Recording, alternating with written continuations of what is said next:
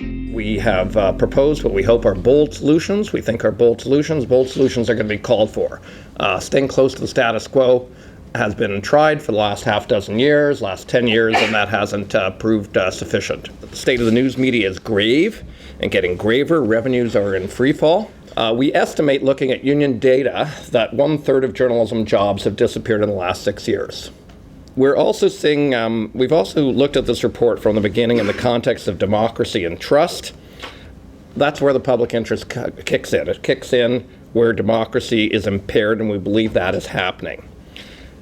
It's not as apparent in the national capital as it is in capitals of provinces and city councils and school boards, in courts, other public institutions where public debate occurs.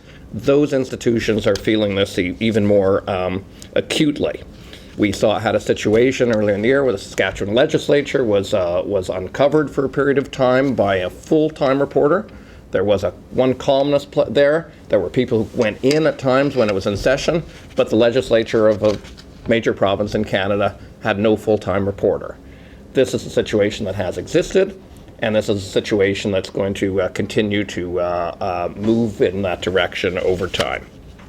History shows poor information leads to poor political choices, and we have to be wary of that. So if you look at the actual response, the public opinion response to, how would you like this fund? They don't like anything.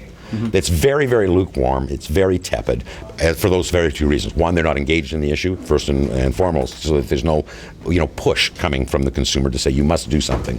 But secondly, that there's a push away from the notion that somehow government should get closer to this problem, which I think in part is why the Public Policy Forum came up with a tax instrument that is much more neutral and that wouldn't have the fingerprint of government on decisions like how much is going into that fund each and every year.